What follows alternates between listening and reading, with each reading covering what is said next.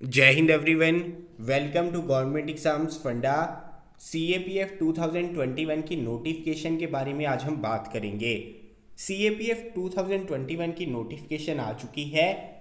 Last date form fill करने की रहेगी 5 मई। तो ये चीज़ ध्यान में रखना, 5 मई से पहले पहले आपको इसके लिए रजिस्ट्रेशन करनी है। अब लास्ट टाइम इसके लिए वैकेंसीज जो थी वो 209 थी। इस बार जो वैकेंसीज घट कर रह गई हैं 159। BSF की बात करें तो 35, CRPF की बात करें तो 36, CISF की बात करें 67, ITBP 20, SSB में सिर्फ और सिर्फ एक वैकेंसी आई है इस बार। तो इससे आपको आइडिया हो जाना चाहिए कंपटीशन बहुत ज़्यादा टफ रहेगा। पेपर देना है आपने, एग्ज़ाम देना है, लेकिन पूरे मन के साथ देना है। अगर आधे अधूरे मन के साथ देंगे तो इतनी वैकेंसीज में बात नहीं बनेगी। तो पूरी जान आपने लगानी है, पूरे मन से तैयारी करनी है और CAPF 2021 के लिए अपीयर होना है। अगर बात करें एलिजिबिलिटी की तो देखिए, अगर आप जनरल कैटेगरी से आते हैं और आपकी उम्र यानी कि आपकी डेट ऑफ बर्थ 2 अगस्त 1996 के बाद की है तो आप एलिजिबल हैं। ये किसके लिए है? जो जनरल कैटेगरी से आते हैं, जिनका जन्म 2 अगस्त 1996 से पहले हुआ है, वो जनरल कैटेगरी वाले एलिजिबल नहीं रहेंगे CAPF 2021 के लिए। लेकिन OBC और SC/ST कैटेगरी को यहाँ पर रिलैक्सेशन मिलती है।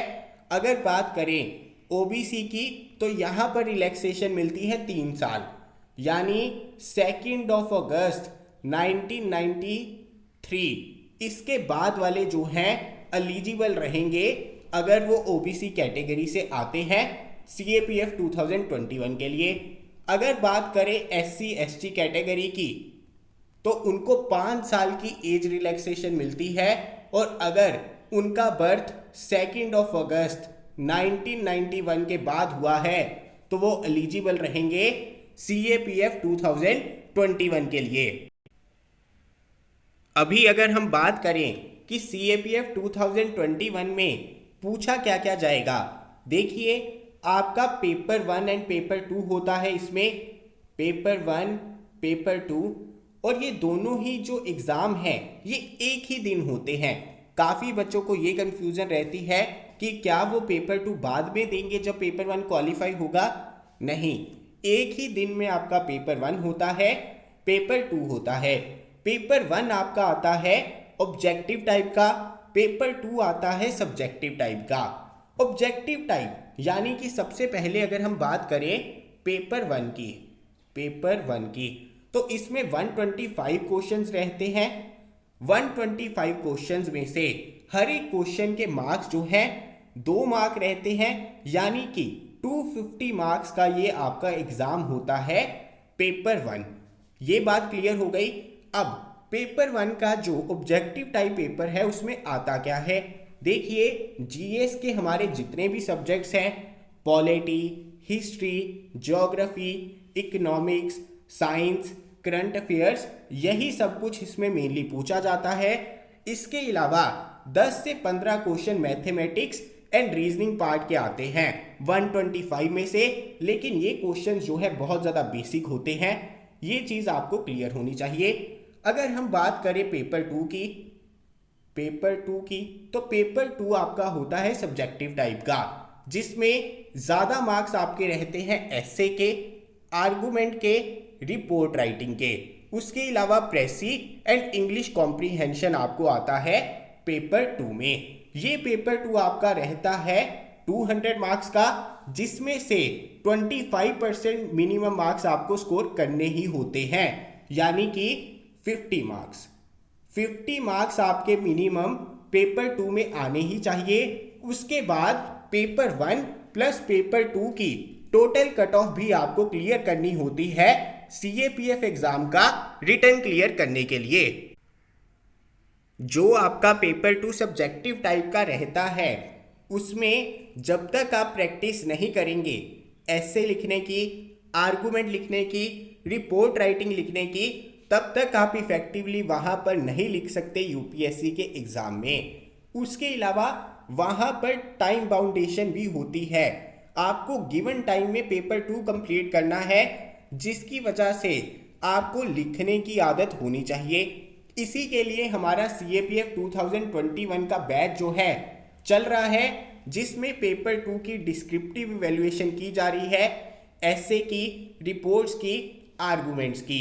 उसमें लिमिटेड सीट्स हैं, कुछ सीट्स अभी भी बची हुई हैं, तो आप लोगों को अगर ज्वाइन करना हो तो यहाँ पर व्हाट्सएप करके आप ज्वाइन कर सकते हैं, क्योंकि CAPF 2020 बैच में सीट्स एंड एनरोलमेंट्स जो है लिमिटेड रहेंगी पेपर 2 की।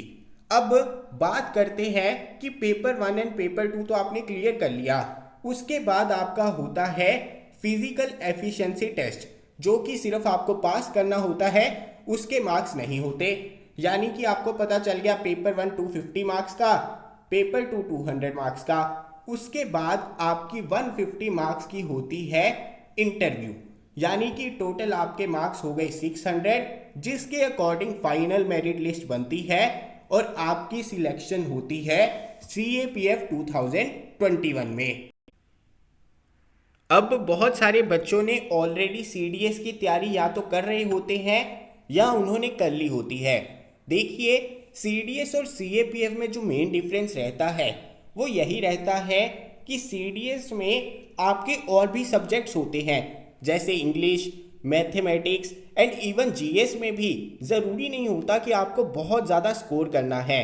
तो अगर आप GS में कम भी स्कोर कर रहे होते हैं तो आप उसको कंपनसेट कर सकते हैं इंग्लिश में या मैथमेटिक्स में। लेकिन CAPF 2021 जो है हमारा एग्ज़ाम, उसमें ऑब्जेक्टिव टाइप में 125 क्वेश्चंस आ रहे हैं, जिसमें से 90% क्वेश्चंस आपके GS पोर्शन से आ रहे हैं। यानी कि यहाँ पर जो GS सेक्शन है आपका, हिस्ट्री, पॉलिटी, इकोनॉमिक्स, इन सब की इंपॉर्टेंस जो है बढ़ जाती है, प्लस आपको सारे सब्जेक्ट्स जो है GS के यहाँ पर करने रहते हैं। दूसरी चीज़, CAPF को आप UPSC CSC से मत कंपेयर करिए। अगर आप क्वेश्चंस के लेवल को कंपेयर करेंगे तो UPSC के जो बाकी एग्जाम्स होते हैं उनके क्वेश्चंस का लेवल जो है CAPF के लेवल की तरह ही होता है, लेकिन यहाँ पर GS के क्वेश्चन ज़्यादा आते हैं, वैकेंसीज कम होती हैं, कट ऑफ ज़्यादा जाती है, तो आपको GS में स्कोर भी ज़्यादा करना है। बात रही यहाँ पर अगर हम बात करें सब्जेक्टिव टाइप की, तो देखिए जो सब्जेक्टिव टाइप है वो भी लिखना इतना ज़्यादा मुश्किल नहीं है। अगर आप प्रीवियस ईयर के टॉपिक्स देखेंगे तो टॉपिक्स जनरल होते हैं, लेकिन वहाँ पर बात होती है कि आप अपने विचार किस तरह से रिप्रेजेंट कर सकते हैं, किस तरह से लिख सकते हैं, कितने इफेक्टिव वे से आप लिख सकते हैं, कितनी आपको करंट अफेयर्स की जानकारी है, किस तरह से आप कनेक्शंस बिल्ड कर सकते हैं। इसको आप UPSC CSC के साथ कंपेयर नहीं कर सकते, क्योंकि CSC में जो ऐसे पूछे जाते हैं उसकी डिमांड अलग होती है, उसकी वर्ड लिमिट जो है अलग होती है, वहाँ पर अलग तरीके से लिखना है। यहाँ पर ऐसे लिखने हैं सिर्फ 300 वर्ड्स में, तो उसके लिए आपका एक आर्ट होनी चाहिए लिखने की कि किस तरह से अपने विचारों को इतने ही शब्दों में आपको रिप्रेजेंट करना है एंड एक अच्छे वे से लिखना है। अगर आप देखने जाएंगे तो GS का सिलेबस मोर और लेस वैसा ही है जैसा बाकी UPSC के एग्जाम्स में आता है, लेकिन यहाँ पर फिर से बात आती है कि आपको कितने सब्जेक्ट्स आते हैं, कितने अच्छे से आते हैं और आपकी एक्यूरेसी कितनी है। यहाँ पर सारी चीज़ें मैटर करती हैं, प्लस सिर्फ पेपर 1 मैटर नहीं करता, पेपर 2 भी करता है। पेपर 1 में आपने बहुत ज़्यादा अच्छा स्कोर कर लिया, लेकिन पेपर 2 क्वालिफाई नहीं किया तो भी आपके सिलेक्शन के चांस कम हो गए। प्लस CDS में अगर कंपैरेटिवली रिटर्न निकालना आसान है, क्योंकि जो CDS का रिटर्न क्लियर करते हैं वो 6 से 7 हज़ार बच्चे करते हैं। यहीं CAPF की बात करेंगे आप तो 1800 के आसपास जो है बच्चे रिटर्न एग्जाम क्लियर करते हैं, यानी कि CAPF रिटर्न निकालने वाले बच्चों की संख्या कम है। CDS में रिटर्न निकालने वालों की बच्चों की संख्या ज़्यादा है, लेकिन CDS में जो मेन फिल्टर लगता है वो SSB में जाकर लगता है, लेकिन यहाँ पर सबसे बड़ा फिल्टर CAPF में लग जाता है रिटन एग्जाम में। यानी कि अगर आप रिटन एग्जाम में बहुत अच्छे हैं तो CAPF 2021 का एग्जाम आपके लिए है। अगर आप अच्छी तैयारी करें, अच्छे से पढ़ें, तो CAPF 2021 का एग्जाम आप निकाल सकते हैं। बाकी बात रही बुक लिस्ट की या और छोटी छोटी चीज़ों की, पेपर 2 किस तरह से अटेम्प्ट करना है उसके ऊपर मैं जल्दी ही वीडियोस लाऊंगा। तो चलिए अभी के लिए लेता हूं विराम।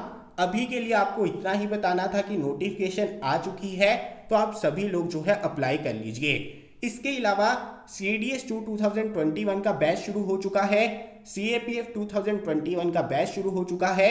आप मुझे इस नंबर पे व्हाट्सएप कर सकते हैं या हमारी एप्लीकेशन डाउनलोड कर सकते हैं गवर्नमेंट एग्जाम्स फंडा की गूगल प्ले स्टोर से। तो चलिए विराम लेता हूं। जय हिंद।